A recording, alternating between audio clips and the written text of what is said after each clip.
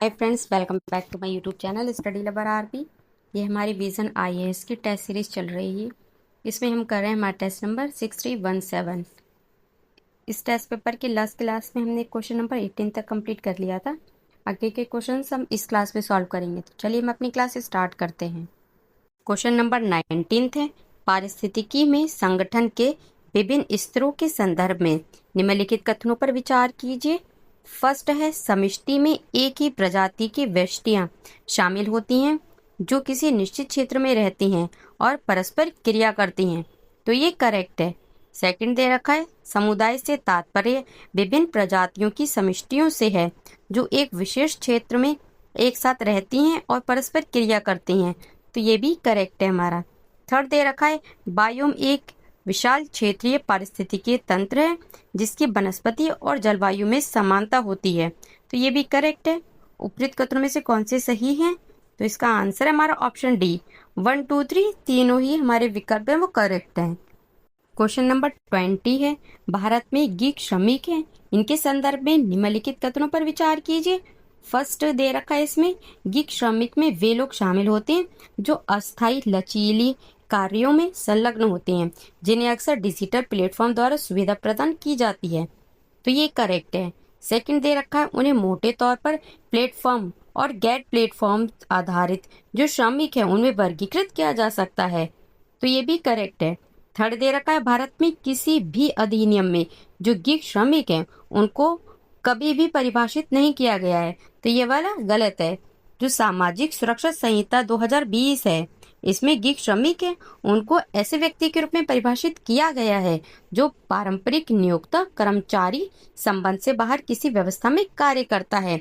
Gig worker है वे व्यक्ति होते हैं जो अस्थायी, लचीले और अल्पकालिक कार्य में संलग्न होते हैं जो आमतौर पर पारंपरिक नियोक्ता कर्मचारी संरचना है उसके बाहर होते हैं और अक्सर डिजिटल या ऐप आधारित जो प्लेटफॉर्म है जैसे डिलीवरी सेवाएं, राइड हेलिंग और फ्रीलांसिंग है, इस आदि द्वारा वो सक्षम होते हैं। उपरोक्त कथनों में से कौन से सही है? तो इसका आंसर हो गया हमारा ऑप्शन सी। 1 और 2 करेक्ट है और थर्ड वाला है वो गलत है क्योंकि इन्हें परिभाषित किया गया है।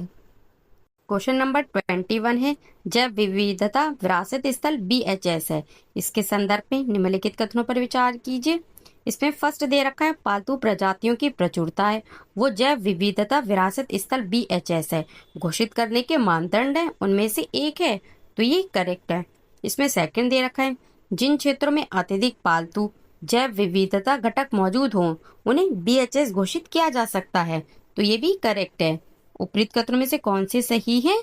तो इसका आंसर है हमारा ऑप्शन सी। 1 और 2 दोनों ही करेक्ट हैं। जैव विविधता विरासत स्थल BHS है, उसको जैव विविधता अधिनियम 2002 है, इसके तहत घोषित किया जाता है। ये ऐसे सुपरिभाषित क्षेत्र हैं जो अद्वितीय और पारिस्थितिकी रूप से नाजुक पारिस्थितिकी तंत्र हैं। इनमें स्थलीय, तटीय, अंतःस्थलीय, अंतर्देशीय जल और समुद्री क्षेत्र शामिल हैं जो समृद्ध जैव विविधता है इससे परिपूर्ण है। क्वेश्चन नंबर 22 है, अमेरिकी राष्ट्रपति ने फारस की खाड़ी का नाम बदलकर अरब की खाड़ी या अरेबियाई की खाड़ी करने के प्रस्ताव को रद्द कर दिया है। इस संदर्भ में निम्नलिखित देश है उनमें कितने हैं जिनकी सीमा फारस की खाड़ी से लगती है? फर्स्ट दे रखा है UAE, सेकंड दे रखा है Oman, third Kuwait, fourth Yemen, fifth है सीरिया। नीचे दिए गए कोड का प्रयोग कर सही उत्तर चुनिए, तो इसका आंसर है हमारा ऑप्शन बी। केवल 3 ऐसे जो देश हैं जिसकी सीमा फारस की खाड़ी से लगती है, कौन कौन है वो? UAE, ओमान और कुवैत। बचे यमन और सीरिया, तो इसकी सीमा नहीं लगती है। क्वेश्चन नंबर है 23, शीतोष्ण और उष्ण कटिबंधीय क्षेत्रों में जैव विविधता के संदर्भ में निम्नलिखित कथनों में से कौन से सही हैं? तो इसमें ए दे रखा है, उष्ण कटिबंधीय क्षेत्रों में अतीत में बारंबार हिमनदन ग्लेशियर्स है, ये ग्लेशिएशन है ये घटित हो रहा है, जबकि जो समशीतोष्ण अक्षांश है ये क्षेत्र अपेक्षाकृत आबादित रहा है, तो ये गलत है। क्योंकि अतीत में बारंबार हिमनद जो ग्लेशिएशन है इसके अधीन रहे जो शीतोष्ण क्षेत्र हैं उनके विपरीत जो उष्ण कटिबंधीय अक्षांश है ये क्षेत्र लाखों वर्षों से अपेक्षाकृत अबाधित रहा है, ना कि समशीतोष्ण अक्षांश। तो ये गलत हो गया है। बी दे रखा है जो शीतोष्ण पर्यावरण है ये कम मौसमी परिवर्तन दर्शाते हैं तथा स्थिर होते हैं, इसलिए निकेत विशिष्टीकरण को प्रोत्साहन मिलता है। तो ये भी गलत है। शीतोष्ण जलवायु के विपरीत जो उष्णकटिबंधीय क्षेत्र हैं वो कम मौसमी परिवर्तन दर्शाते हैं, ना कि शीतोष्ण, और अपेक्षाकृत अधिक स्थिर और पूर्वानुमान योग्य होते हैं। तो ये भी गलत हो जाता है। थर्ड दे रखा है शीतोष्ण क्षेत्रों में अधिक सौर ऊर्जा उपलब्ध होती है जो उच्च उत्पादकता में योगदान करती है। तो ये भी गलत हो गया। ये शीतोष्ण नहीं बल्कि उष्णकटिबंधीय जो क्षेत्र हैं उनमें अधिक सौर ऊर्जा उपलब्ध होती है जो उच्च उत्पादकता में योगदान करती है, जिससे परोक्ष रूप से अधिक जैव विविधता होती है। तो इसका आंसर हो गया हमारा ऑप्शन डी। कोई भी सही नहीं है इसमें। हमारा आंसर हो गया कोई नहीं, ऑप्शन डी। क्वेश्चन नंबर 24 है परभक्षण और परजीविता है, इसके मध्य निम्नलिखित अंतरों पर विचार कीजिए। फर्स्ट दे रखा है एक परभक्षी अपने शिकार को मार देता है जबकि एक परजीवी आमतौर पर परपोषी को नहीं मारता है। तो ये करेक्ट है। सेकंड दे रखा है परभक्षण में शक्तिशाली जीव कमजोर जीव को खाते हैं जबकि परजीविता है इसमें जो कमजोर जीव हैं वो शक्तिशाली जीव पर निर्भर होता है। तो ये भी करेक्ट है। उपरोक्त कथनों में से कौन से सही हैं? तो इसका आंसर हमारा ऑप्शन सी 1 और 2 दोनों ही करेक्ट हैं। क्वेश्चन नंबर 25 है निम्नलिखित कथनों में से कौन सा गामा विविधता है उसका सर्वोत्तम वर्णन करता है? तो इसका आंसर हमारा ऑप्शन सी किसी संपूर्ण क्षेत्र में कुल जैव विविधता। क्वेश्चन नंबर 26 है यह भारत के ओडिशा राज्य के मयूरभंज जिला है उसमें अवस्थित है। इस राष्ट्रीय उद्यान में सघन साल उसके वन है जिसके कारण इस उद्यान को प्रोजेक्ट टाइगर के लिए चयनित किया गया है। इस राष्ट्रीय जो उद्यान है इसमें पाए जाने वाले जंतुओं में बाघ, हाथी, हिरण, मोर, बातूनी मैना, चीतल, सांभर, तेंदुआ, गौर, लकड़बग्गा और स्लॉथ बेयर ये शामिल हैं। उपरोक्त परिच्छेद में भारत के निम्नलिखित राष्ट्रीय उद्यान है उनमें से किसका सर्वोत्तम वर्णन किया गया है? तो इसका आंसर ऑप्शन बी सिमलीपाल राष्ट्रीय उद्यान। क्वेश्चन नंबर 27 निम्नलिखित में से कौन सा यह स्पष्ट करता है कि यदि दो प्रजातियों के निकेत लगभग पूर्णतः एक दूसरे से अतिव्यापी होते हैं तो वे सह अस्तित्व में नहीं रह सकती? तो इसका आंसर है ऑप्शन बी गॉस की परिकल्पना। गॉस की परिकल्पना या बहिष्करण सिद्धांत यह सिद्धांत बताता है कि यदि दो प्रजातियों के निकेत लगभग पूर्णतः एक दूसरे से अतिव्यापी हो जाएं तो वे लंबे समय तक एक साथ सह अस्तित्व में नहीं रह सकती। इनमें से एक प्रजाति है वो दूसरी को प्रतिस्पर्धा में परास्त कर देगी और स्वयं जीवित रहेगी, जबकि दूसरी प्रजाति है वो स्थानीय रूप से लुप्त हो जाएगी। क्वेश्चन नंबर 28 है हाल ही में एक सीबीआई न्यायालय द्वारा दोषी ठहराए जाने के बाद विधायक है उसको निर्हरित घोषित कर दिया गया है। एक सांसद या विधायक है उसके लिए संविधान में निम्नलिखित निर्हरताओं में से कौन सी उल्लिखित है?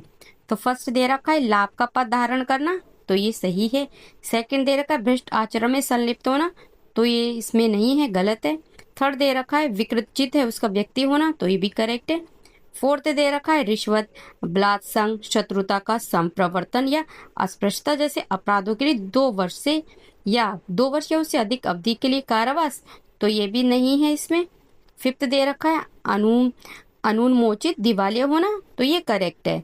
नीचे दिए गए कोड का प्रयोग कर सही उत्तर चुनिए, तो इसमें आंसर हो गया हमारा ऑप्शन सी 135 करेक्ट है। सेकंड एंड जो फोर्थ है वो गलत है। क्वेश्चन नंबर 29 प्राय सुर्खियों में देखा जाने वाला है स्वार्थ चलित कीमत प्रीडेटरी प्राइसिंग पद संदर्भित करता है?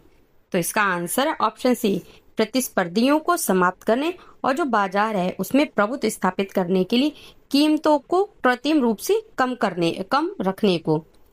हाल ही में जो भारतीय प्रतिस्पर्धा आयोग है इसने उत्पादन लागत है उसका निर्धारण विनियम 2025 है उसको अधिसूचित किया है, जिसमें स्वार्थ चलित कीमत प्रीडेटरी प्राइसिंग है, उस पर अंकुश लगाने के लिए नई परिभाषाएं वो प्रदान की गई हैं।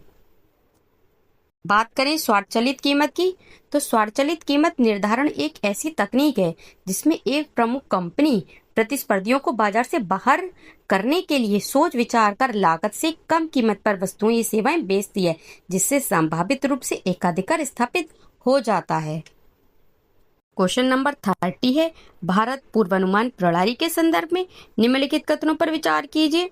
फर्स्ट दे रखा है, यह भारतीय उष्णदेशीय मौसम विज्ञान संस्थान है IITM पुणे द्वारा स्वदेशी रूप से विकसित अगली पीढ़ी का मौसम पूर्वानुमान मॉडल है, तो ये करेक्ट है। सेकंड दे रखा है, भारत एकमात्र ऐसा देश है जो वास्तविक समय में उच्च रेजोल्यूशन है उस पर वैश्विक पूर्वानुमान प्रणाली संचालित कर रहा है, तो ये भी करेक्ट है। उपरोक्त कथनों में से कौन से सही है? तो इसका आंसर ऑप्शन सी, 1 और 2 दोनों ही करेक्ट हैं। भारत मौसम विज्ञान विभाग जो है IMD, यह IMD में भारत पूर्वानुमान प्रणाली BFS, इसके सफल एकीकरण के साथ भारत वास्तविक समय में इतनी उच्च रिजोल्यूशन है उस पर वैश्विक पूर्वानुमानी प्रणाली संचालित करने वाला एकमात्र देश बन गया है। क्वेश्चन नंबर 31 है, कुंभकोणम वेत्रिलाई पान का पत्ता है, इसके संदर्भ में निम्नलिखित कथनों पर विचार कीजिए।